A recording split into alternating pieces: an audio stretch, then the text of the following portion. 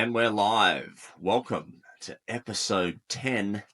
And I've got Saucy in the building this week. And it's his birthday. Happy birthday, my friend. Entering a new decade today. The big 3-0. Yes, so be kind and, tread gently. But no, very exciting, Nath. Very exciting to be here, to be with you, my great friend, on this auspicious occasion. And, excited to get into the next decade, the decade of prosperity.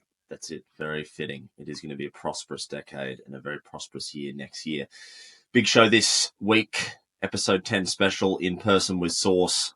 We're going to cover some US politics and probably the bulk, actually, Australian politics.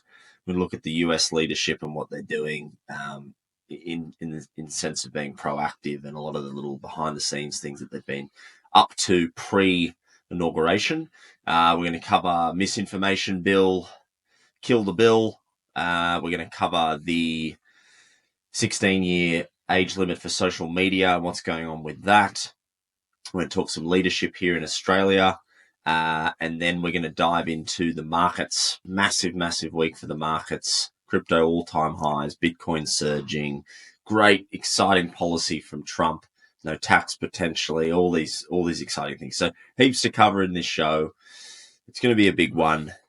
Welcome, strap in, and we're going to dive straight into a little bit of US-based stuff with Saucy giving us an overview. So, episode 10, let's do it, my friend. I'm pumped. And what a way to kick it off. I feel like this will be such a positive conversation.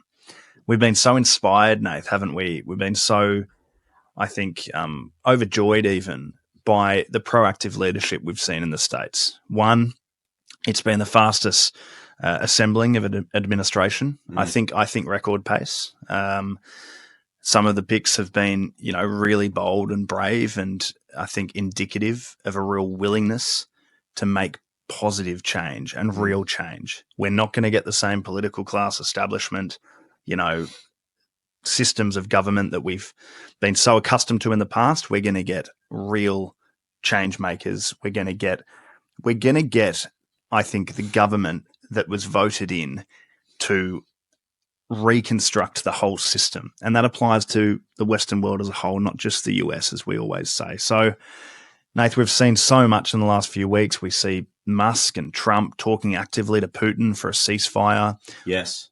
We see, Israel and Palestine communication from this president-elect and his team.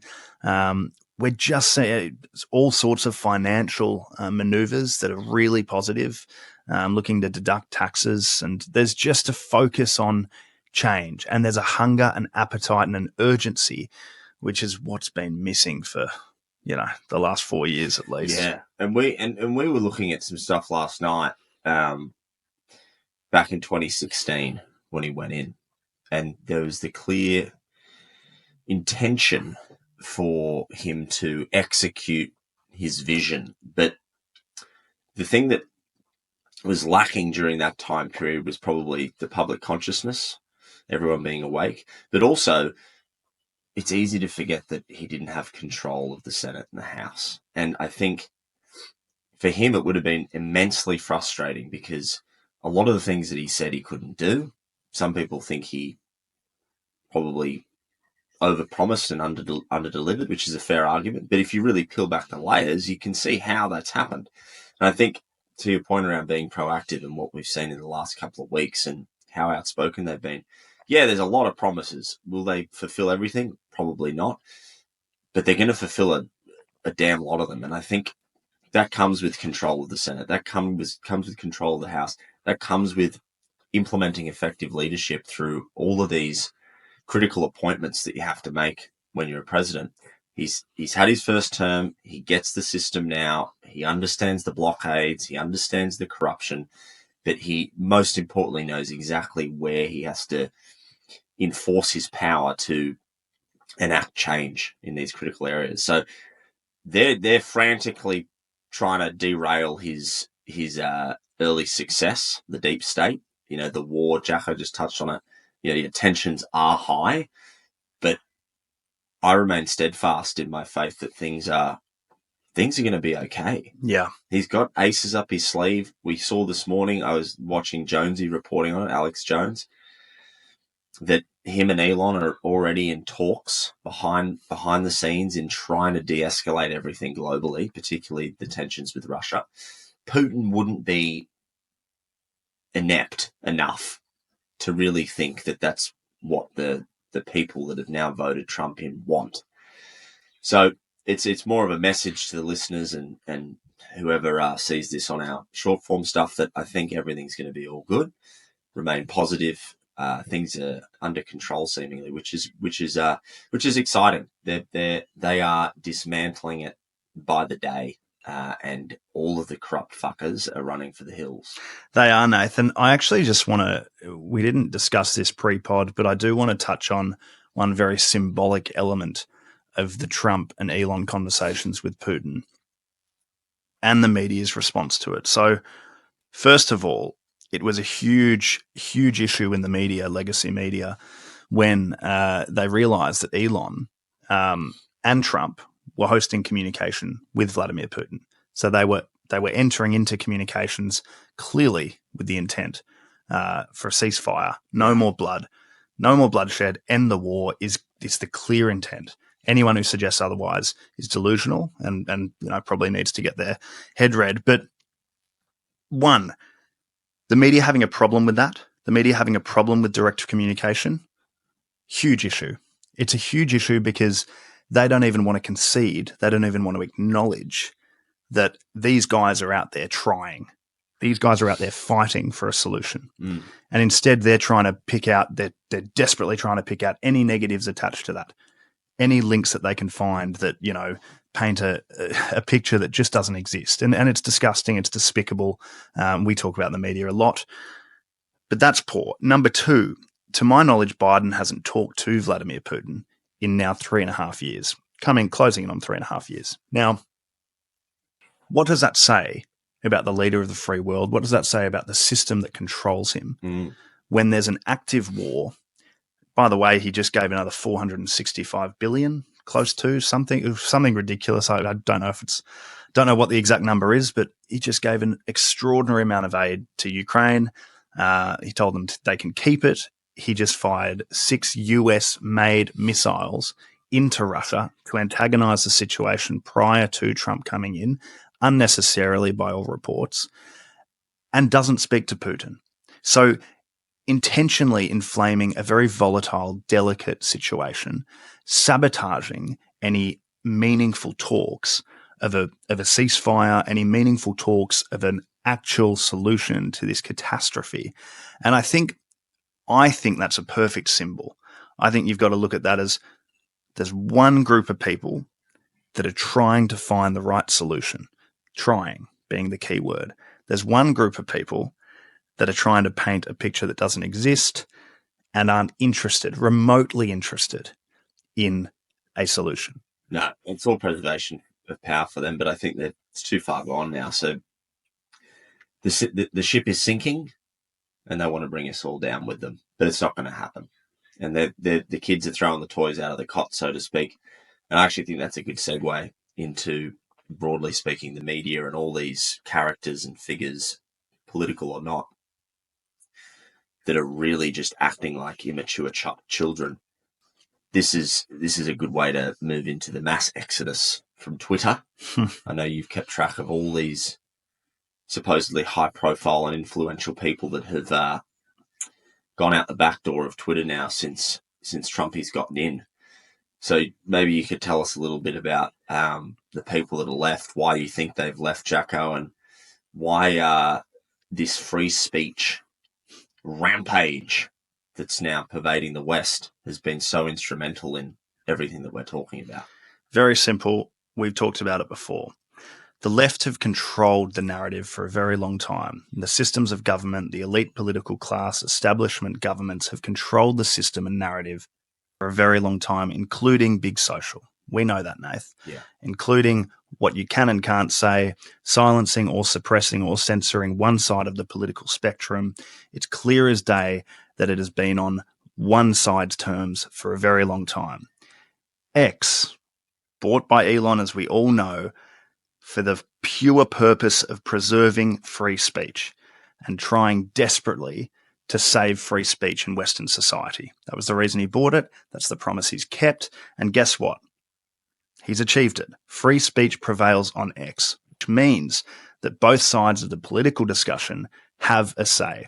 Now, to the Don Lemons, the Stephen Kings, the Guardians of the world that have fled the platform because they're not happy that both sides get a say. They're not happy about free speech being free speech. They want one side censored.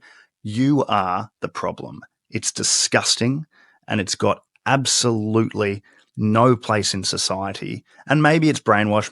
Maybe it's just complete delusion about, these complete falsehoods about hate speech prevailing on X.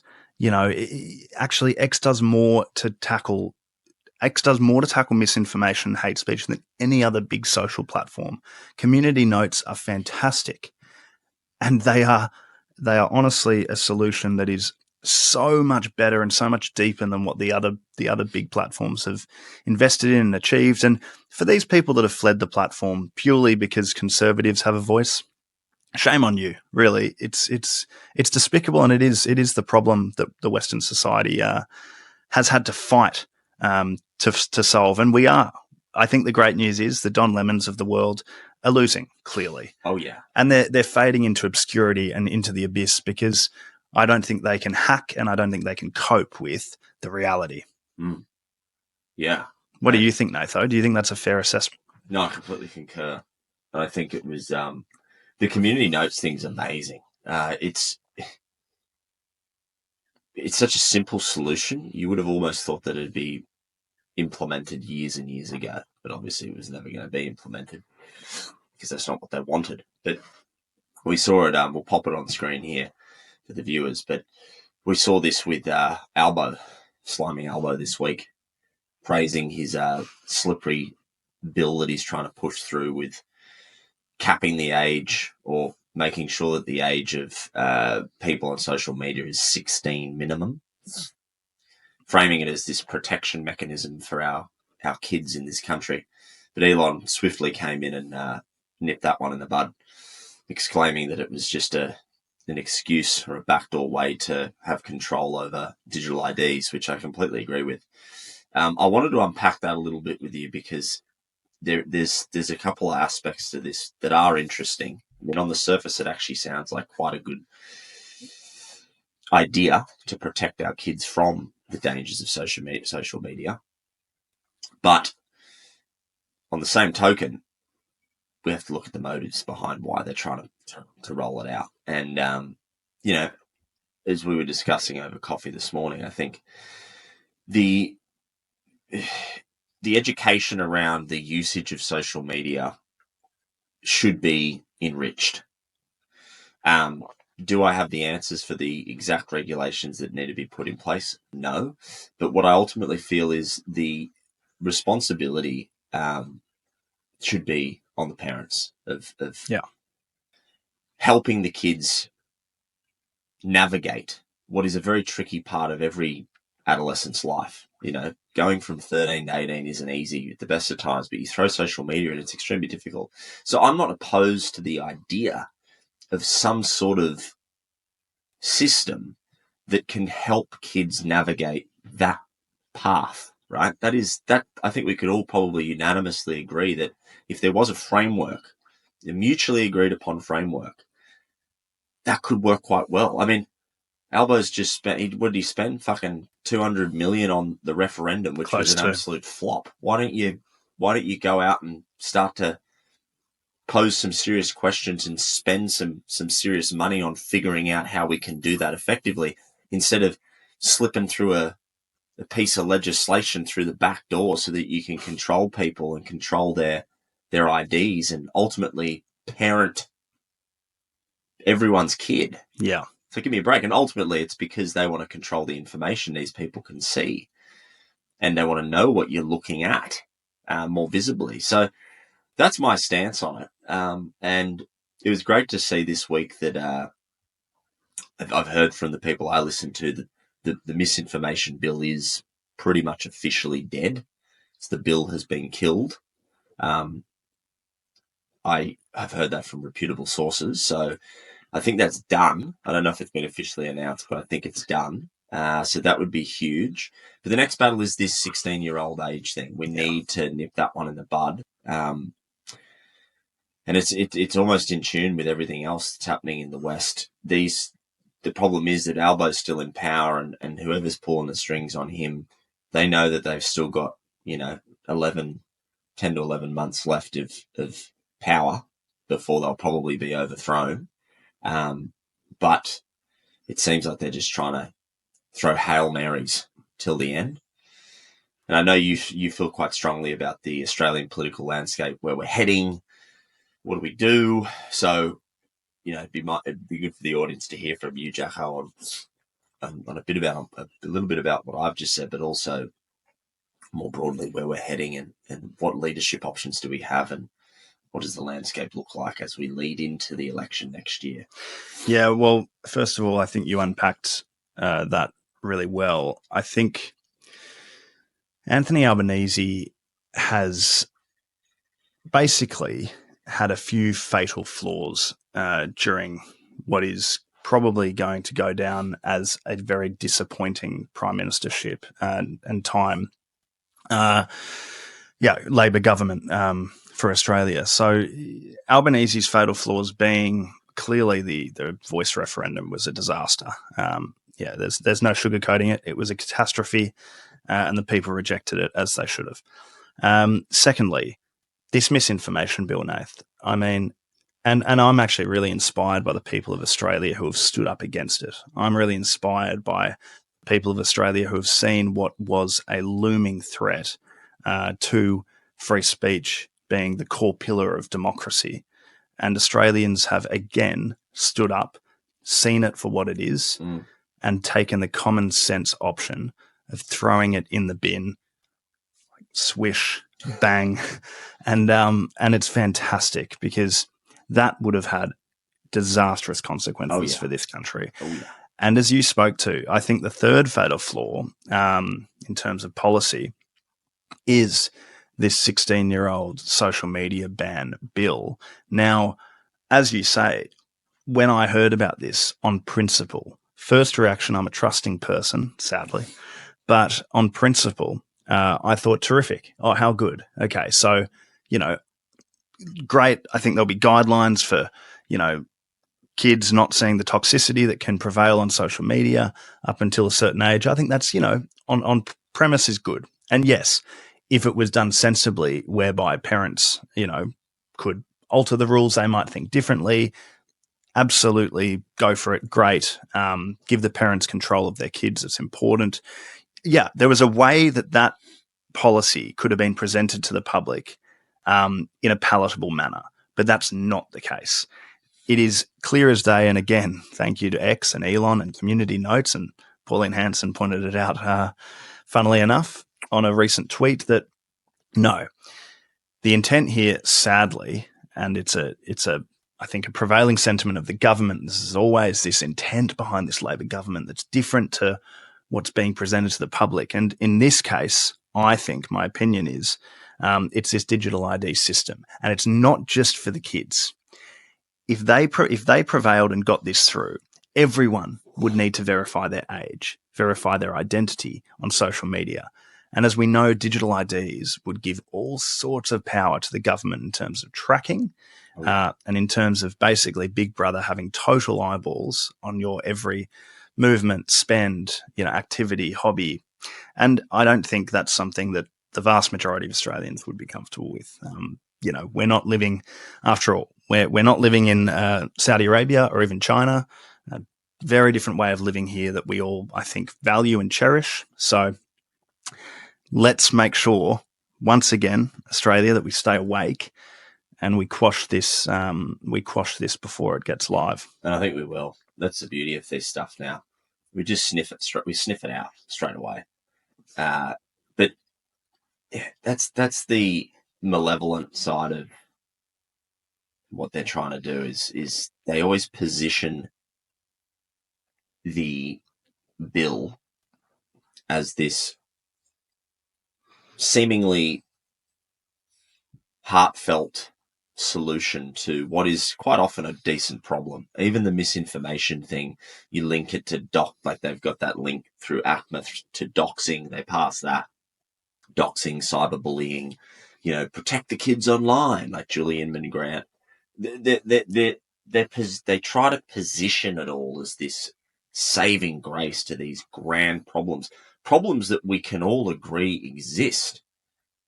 But behind the scenes, it's not really positioned for that. It's positioned to control, subvert, track, and dominate. And I'm glad that everyone's seeing through that. Yeah, and it's not just Australia, is it? I mean, this trend we're seeing, which is the consciousness movement, whatever you want to call it, there are many names, there are many hats.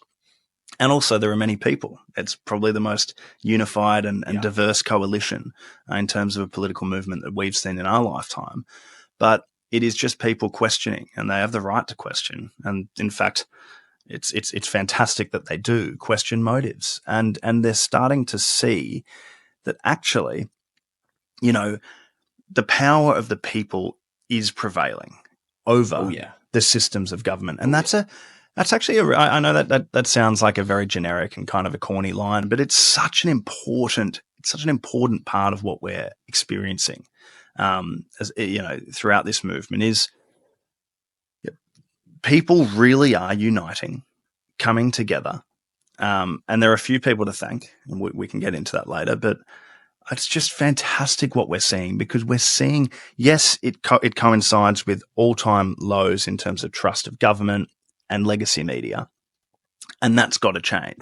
The governments and media need to step up, and they need to build and earn that trust. Yes. But the people holding them accountable is a fantastic revelation that's been it's been trending for a long time, and honestly, I think the people in Western society will be largely to thank for the pendulum swinging back, common sense coming into play, and the prosperity that I do think will happen and be prevalent over the next decade. So yeah, and it's I don't think they can stop it. That's why I'm so hopeful. It's funny, they invent fact checking, and then they use censorship. If you actually speak truth, but now we can legitimately fact check. Yeah. Their bullshit. It's just awesome. It is. It's awesome. It's awesome when like the prime minister or president of a country says something, and then 4 minutes later, it's just like, and it must be the most humiliating thing for these people and leaders who are trying to pull one over the people and are failing and getting stopped at every turn. Just fantastic. Great stuff. Yeah. But before we move on to the markets, of which there is a lot to get through. Oh yeah. Leadership in Australia. We've talked about Trumpy at length. Very admirable leader. Has his flaws, but fucking unbelievable leader. And what he's done for the US already for the inauguration is just so impressive. But you look at the likes of the Argentinian president. Javier Milei, great man. Amazing turnaround over there.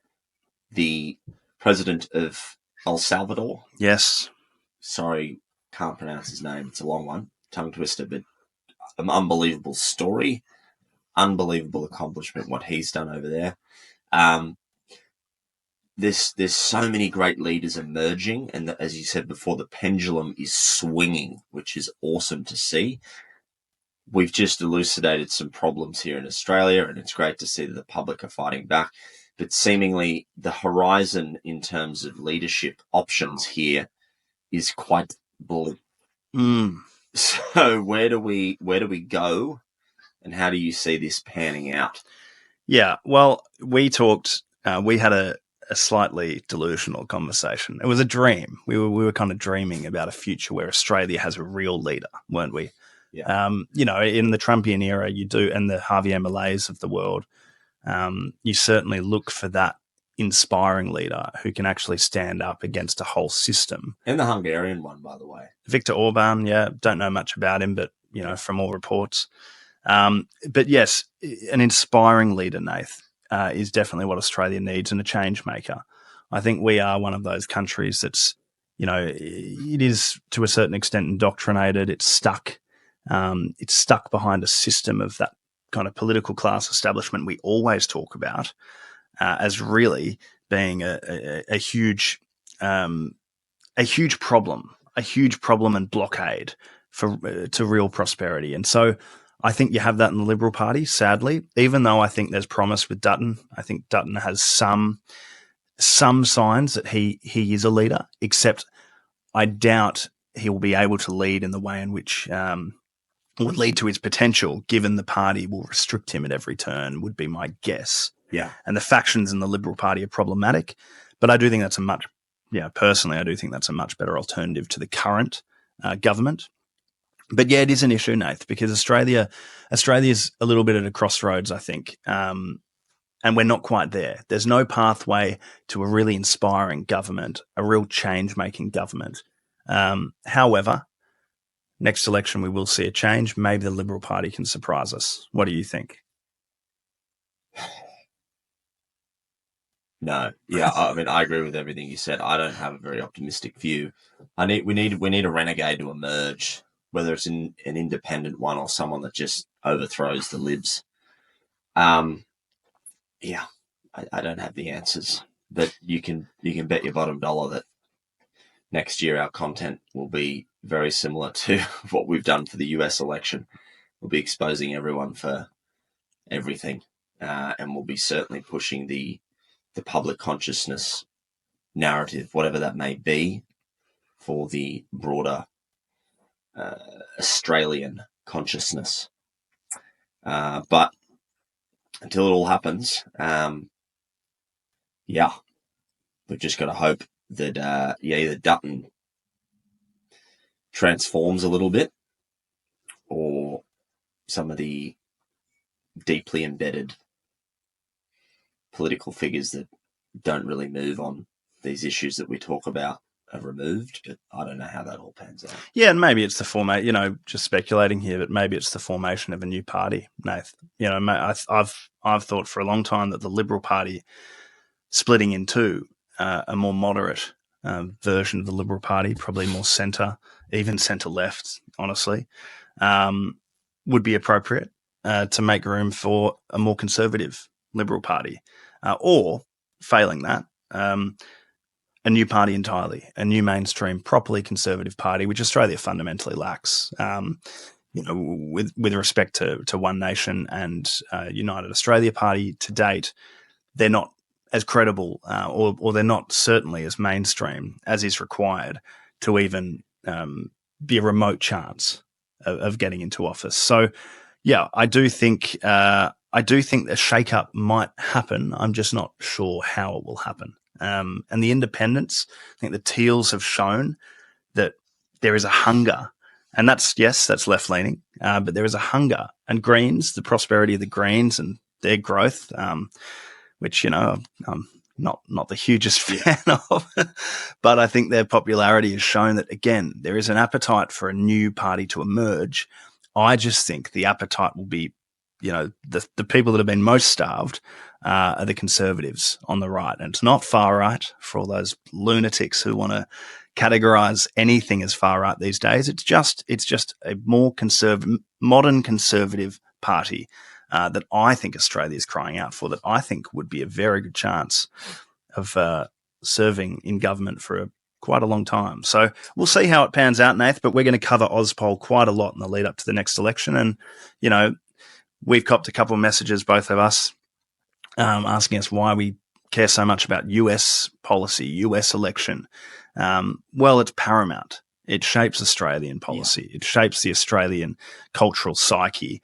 And it's fundamentally critical to how our society operates and functions. So we have to stay cognizant and very, very on top of and aware of the US trends, which we're very excited about. Yeah.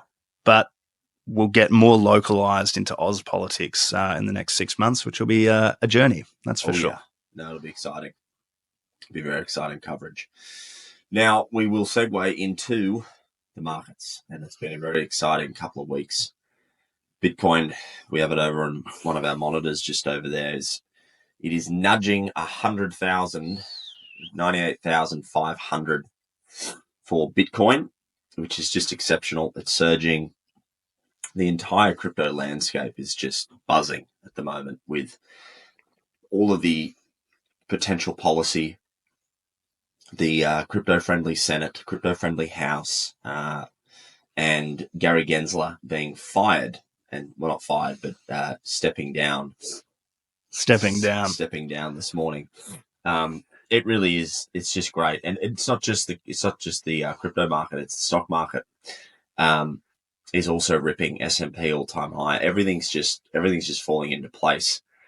It's almost too good to be true. But before we look at why some of this stuff is happening and the specifics, always want to thank our sponsor, which is Cashew. This segment is sponsored by our company, Cashew. Best stock picks in the game. There's been a couple of cool updates lately to our charting. Really, really intuitive. You can see where we've given you signals in the past and the price action thereafter. We're really trying to spell it out to you that the picks are pretty impressive. And yeah, if you get in early, we've got so many picks in there that have just doubled, tripled over the last few months. Free picks as well, not just the paid ones, but of course the paid picks are always going to be the best. We've got the ones in the Protect America pack this month are already up over 40%.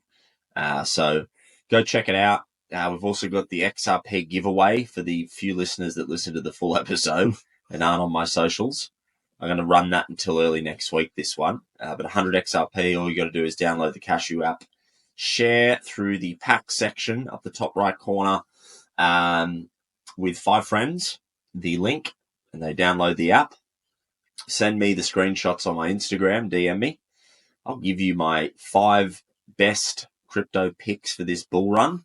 You also get a free month to the Cashew premium product, and then you're in the running for the 100 XRP, which is basically nudging almost 170% change in the last couple of weeks. So get on that.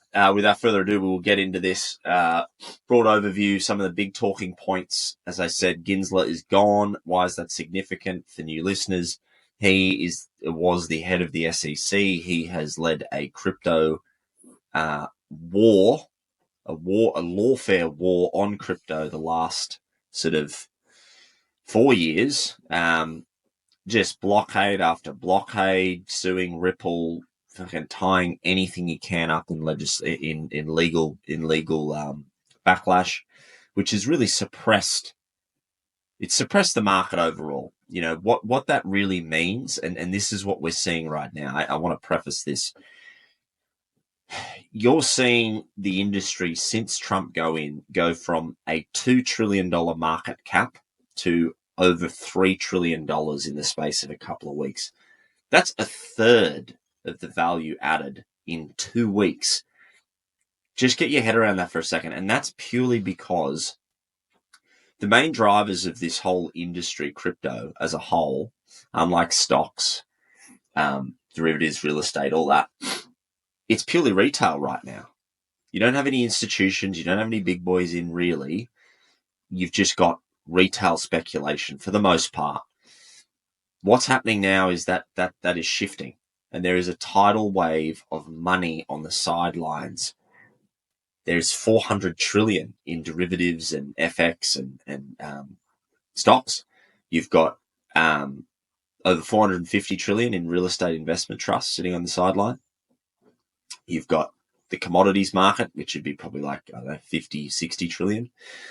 You've got more than a quadrillion, probably quadrillions of dollars sitting there that is waiting to be tokenized, not all of it, but portions of it tokenized on these ledgers and moved into this digital ecosystem so that all the parties involved can effortlessly and seamlessly move their assets around instantly. We've lived in a dinosaur world where all this is very difficult.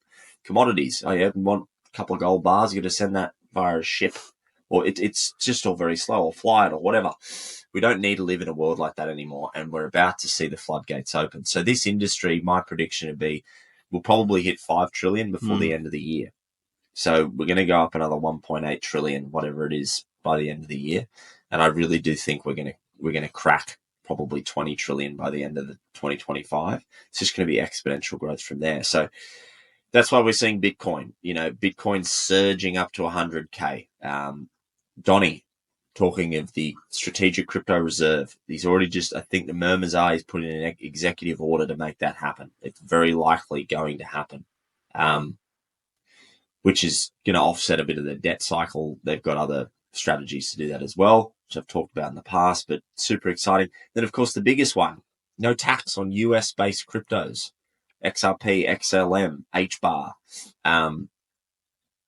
Algo, Axelar, all these amazing utility-based assets that are, and I'm sure they'll sort Bitcoin out as well, but that's technically, no one knows where that was made because of Satoshi, but hopefully they'll figure that out.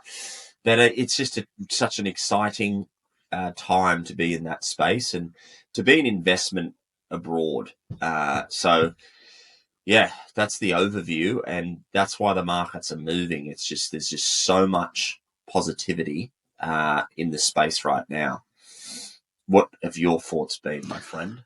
Well, yeah, I think we'd be remiss not to go deep on Bitcoin and the crypto industry this week. It's just been an avalanche of momentum, hasn't it? I mean, it seems like it really does seem, Nath, like a perfect storm at the moment. Now, yes, you're absolutely right, because stocks are, stock market's going really nicely, and there's great indicators there. There's a lot of investing ways, I think, at the moment that look very clean and look like very good pathways. But crypto seems to be the one where all the pieces are falling into place. Now, there's strong rumors that a crypto czar is going to be appointed. And a crypto czar is basically an advisor to the White House on all things crypto. Now, and an ear for President Trump and his cabinet and his team to basically make the right decisions, which are going to be pro-crypto. There's no secrets there. That will include a strategic national Bitcoin, a national Bitcoin reserve, which is heavily rumored, and God, that would just be an incredible feat for the Bitcoin movement, the Bitcoin people, and also, as Nathan says, I think, and that would include, by the way, a couple of details, and that is the rumors are it'll be 200,000 Bitcoin bought per year by the US government for 5 years, so 1 million Bitcoin altogether. They have to hold for a minimum of 20 years. Wow. Which is what's being rumored. So, this is a long-term, what we're talking about here, and it's not insignificant. This is a long-term commitment to Bitcoin and the crypto industry as a whole. And as Nathan speaks at length about and is incredibly knowledgeable in, we are going to see the financial institutions and the global banking system go through a myriad changes, including this tokenization economy and really moving into a digital banking economy, which has to incorporate utility crypto. It's by far and away the leading light and the most obvious solution to what is a really major pain point at the moment. So I just think, and again, look, this speaks to, I think it just speaks to the willingness of the leaders of the free world, coming, to make wholesale changes that are going to really, really benefit tens and hundreds of millions of people. It's a fantastic movement we're seeing, and the initiative is momentous. 100%. That's amazing. The strategic reserve, I didn't know those details, but that's clear commitment. Rumored. Long term. Of course, not locked in yet, but that'd just be amazing. They do have other cheeky strategies, I think, to offset their debt. Ultimately, they need to do it because 35 trillion, 36 trillion, I think it is now, is just... That's a little bit of money. It's insurmountable by conventional means. Yeah. But I just think as well, it's so smart to throw out the idea of no tax on US-based cryptos as well, because much like the lower tax rate, right, for just citizens, income tax, and potentially maybe eliminating income tax. We'll see if that comes to fruition or not. But the no tax on these companies is huge. One, it's going to drive the US crypto economy absolutely gangbusters.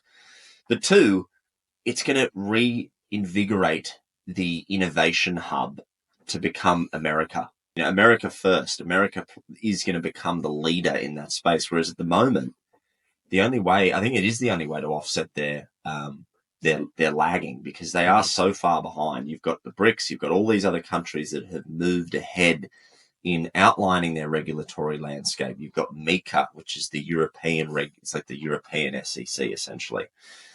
Their stablecoin regulations and their crypto regulations are already there and ready to go. They're about to flip the switch on the new system in March next year, the ISO 220 compliance, which is a global standard, which is why I think Trumpy's rushing through this change at the SEC, because they need to not only to catch up, but they need their regulations in place before March next year. March is a key date for everyone to remember, because what is ISO 220? ISO 220 is the complete overhaul that they've been working on for 10 years of the ticketing and messaging system between banks globally. And as it stands, it's a very clunky, outdated, archaic service that relies on Swift, other technologies, where if you work at a bank, I've never worked at a bank, but I know people that have, if you don't match the codes between banks when moving money between accounts, the thing will bounce. It'll then take probably 6 days to sort itself out. That's such a clunky, crap system. And that's literally what it is. It is a manual auditing system at the moment, matching numbers and making sure that everything works. So that's been gutted and changed over a very long period, 10 years, we're nearly there. Then you need assets that can facilitate the movement of the money, crypto assets, that comply with all the regulatory changes that they're making. We can't have Ponzi scheme coins or any old coin or a meme coin doing this. One, because the technology wouldn't be able to facilitate it. But two, because, that's not protecting institutions or investors. We can't have, you look at some like Solana and Sui, right? I've talked about Sui. Sui's going to do pretty well this cycle, but it had a huge outage today, down for hours. Solana goes down all the time. You can't have that. So you've got these quote unquote dinosaur coins, XRP, XLM, all these ones that have been around for, 10 years or whatever, but they don't fail. They've never failed. And that's why they're in this framework, and they're going to be at the forefront of this future run. And one more important thing on this surge, and it dovetails from the exciting Trump news, no tax, crypto czar, all of it. For those that don't know, typically these bull run cycles in crypto are heavily reliant on Bitcoin going first, right? Bitcoin surges, and then what we see is when people start to sell off Bitcoin at the top, which is, sort of a couple months run, then the liquidity coming out of Bitcoin cycles into these other projects, and you start to see them run as well. But this time round, it can't be coincidence that all the US utility tokens that would fall under the no tax banner, all of this beautiful stuff going on in the US, they are running alongside Bitcoin right now and outperforming them. Liquidity is not just going into Bitcoin. Liquidity is probably more so going into these. All the US big boys plus Bitcoin are running away from the pack, and the rest of the pack are getting left behind. It's never happened before in the other bull runs. So you can do all your charting, you can do all your predictions, but something big is happening, and it's being backed by where the money's going. So keep an eye out for that. My suggestion would be to really do your due diligence on all these US companies if you're just trying to pivot from stocks to crypto, or you've never gotten into crypto before. This is really going to be the biggest next probably 12 months of money movement ever.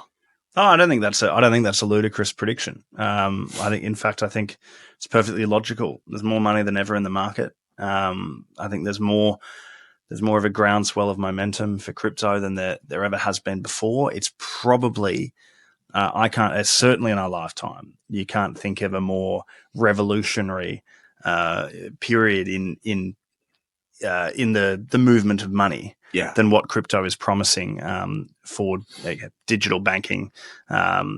In future. So I think, it is a transformative time, and I do think, as we always say, I think, clearly not financial advice, but we certainly believe that a healthy exposure to crypto and utility tokens and Bitcoin is a really, really sensible play in light of the geopolitical landscape and the climate and what's happening at the moment. So, yeah, Nath, there's a lot happening and there's a lot to unpack. And, stock market, again, looking very, very clean and healthy, and there's a lot of good picks there. Certainly you probably want exposure to the US small caps, the businesses that can really thrive under a Trump presidency. You've got to look at closely. So there's a lot happening. The world is changing quite quickly before our eyes, and most of it is very encouraging. Yes. But Nath, it's what a time. We said at the start of the show, positivity. I think you can afford to be optimistic, and you should be optimistic, certainly about the financial future of the world. So, yeah, we sit here today. We're smiling. The sun's not shining, but I'm sure it will be soon. But yeah, it's a really exciting time. There's lots of opportunity if you can sniff it out and find the right things. Definitely, it's better than sitting in a bank. I always say that to our friends that aren't as investing savvy. And look, the reality is that we're blessed in a sense that we went down an entrepreneurial path, so we have a lot more time to digest information that others may not have the time to digest, right? Well, I think we're more interested is probably the more pertinent reason. Yeah. But also just the golden rule really in my mind is money sitting in a bank is just wasted money. You don't really even own the money sitting in a bank. If you ask for 50 grand cash, they wouldn't be able to give it to you. They don't have 50 grand cash on hand. It's all the fugazi. You want your money making money for you ultimately. Yeah. Unless you get a term deposit with $1 million in there, which we all don't have, then your 5% is worthless. What's 5% on 5 grand? What, $50? Cool. That's just shit house. So get your money out of the banks, do some research, figure out where to put it. I'm not saying put it all in crypto. I'm not saying anything, by the way. I'm just telling you what I've done and sharing my excitement for the research and knowledge that I've gained over the last couple of years. But all I can say is there are definitely opportunities out there that are going to yield you a lot more interest per annum than sitting in a bank. That's right. And yeah. It's a perfect time to end this segment with a reminder that the best stock picks are from the stock packs at Cashew. Yes. So go check out the Cashew app. Crypto packs coming soon as well. By the way. And that's going to be massive. Crypto, it's just become such a big theme. And look, we're going to cycle through. When this bull run's done in 8 months, we'll be back probably more stock focused. I made most of my money on stocks initially, and then I moved a lot of it and rotated it into crypto because it's going to be more volatile and give me better returns. But it's still the forefront. Crypto coming soon to the app. The same analytic engine, all for crypto, plus the packs. Probably early next year, things are really heating up on that front. So stay tuned. XRP giveaway as well. Get in on that one. But should we do saucy sips in person? This is exciting. Here we First go. one ever no, we did one a few months back, actually. We did. Episode 10, saucy sips. And he's got some water. He's ready to go. You know what? We're going to do... I've just had a really spontaneous thought. Oh, no. How many do you normally ask me? Usually 4 or 5. 4 or 5. Big fella. What we're going to do is we need to do this. This would be funny. Do half of them now. Yeah. And then this afternoon, when we're watching the cricket with beer, we'll do the other 2. Australia play India later today in the cricket, day 1 of the Test summer. Yeah. That sounds like a great plan. Let's do it. Actually, do a teaser. Ask one now. Yeah. And then what we'll do is we'll cut straight to the footage of me and Sauce on the couch with an actual tinny watching the cricket. Oh, that's fun. Very good. We'll do the rest of it there. So we'll kick it off here, and then we'll do the rest there, and that'll be its own little segment, which I think will be quite cool. Okay, Nate. So saucy sips for our millions of listeners out there who'd be well aware of the rules. I'm just going to remind you because why not? I'm giving Nathan a list of a few names. He has to decide whether he would have a beer with this person at the pub. And then whoever he says yes to, you're sitting around a table at your pub of choice, and you then have to get these gentlemen and ladies a drink that you choose for them. And we talk about how that vibe would go down at the local. So, Natho, the first name, before I give you a few on the couch later today and somewhere very random, watching the cricket. Jim Boomba. Yes, in rural Queensland. The first name for you, Nath, and the theme is Hollywood celebrities. Oh. Your favourite. Interesting. The first name is Brad Pitt. Oh, yeah, definitely. Yeah. He's actually dodged all the pedo crap. I think he's a good guy. I think he seems like a good guy. He didn't get embroiled in any of that sort of stuff. I haven't seen his name thrown around in those circles. So I think he's got out unscathed. I think he's missed the Diddy parties. But Brad Pitt, to me, he always seems like one of the more normal ones. So are you saying you'd have a beer with him, not just because he's avoided scandal, but do you think there's a personality there that you'd get along with? I think there would be. Yeah. Amazing actor, terrific work. Probably his life's just crazy. It's been crazy. I think it'd just be cool to hear about it. And what are we implementing the rule I suggested last week, where I get unfettered access to the truth? Yes. Yeah. Yes, like a truth serum. Important. So it's a truth serum.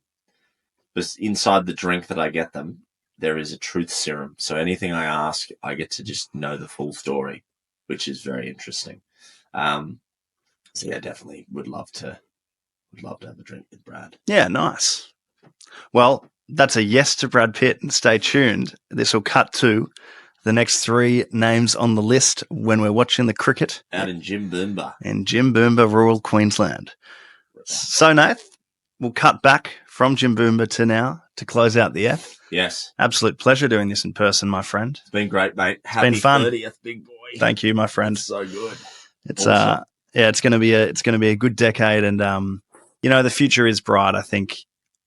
A personal note for anyone listening that knows us or doesn't know us, it's quite interesting when you do turn 30.